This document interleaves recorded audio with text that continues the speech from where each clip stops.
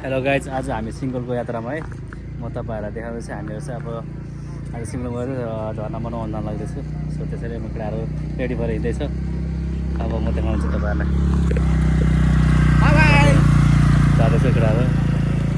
अर्को साथी आउँदैछ, साथीहरू हुँदैछ। हाम्रो अर्को पनि भाइ सब जाँदैछ।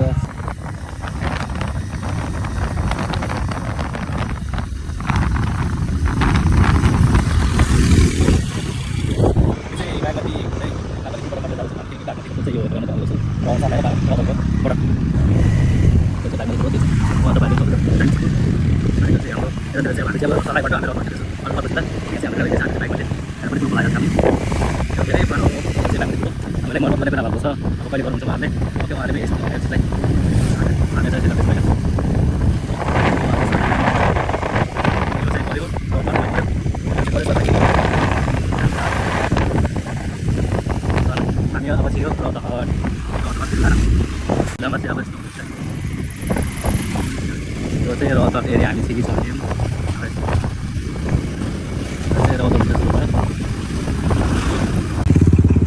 हामी चाहिँ फाइनली चपुर आइपुगिसकेको छ। यो चाहिँ चपुर। हामी चाहिँ पेट्रोल हाल्नेको कारणले गर्दाखेरि खोलेर चाहिँ केटाहरू चाहिँ यहाँ रहेछ। केटाहरू हेलो, त्यो चाहिँ हाम्रो चपुर एरिया। केटाहरू त पानी सानी दिन पुगिरहेको छ। हामी चाहिँ अहिले 12 किलोमिटर आइपुगिसकेको छौँ। रौतहट पनि चाहिँ 12 किलो।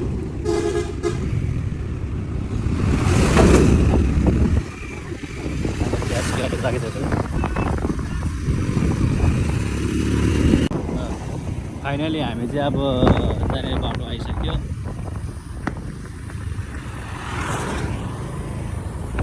यो चाहिँ हामी भित्र जाने बाटो यही हो, सिङ्गल जाने बाटो।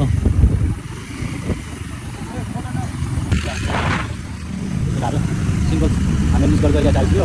सिङ्गल जाँदैछ त्यो झर्नातिर।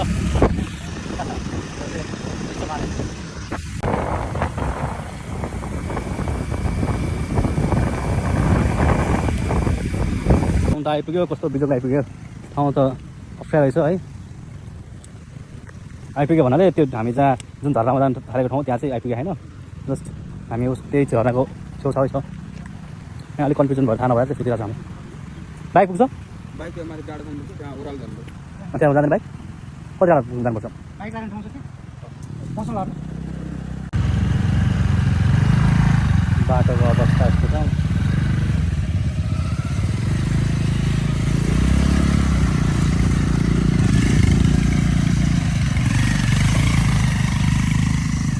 बाइक चाहिँ यति राख्यो हामीले।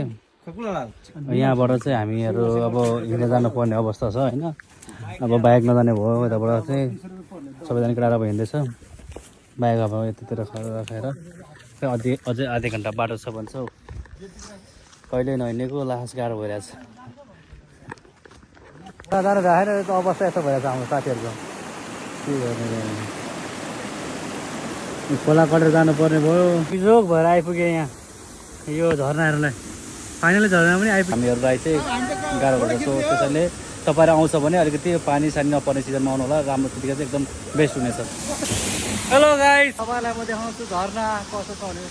यहाँ फाइनली झर्ना पनि आइपुग्यो। हामीहरू झर्ना पनि राम्रो रहेछ छनु चाहिँ, तर धेरै स्ट्रगल गरेर आइपुग्यो हामी। आमामा उहाँ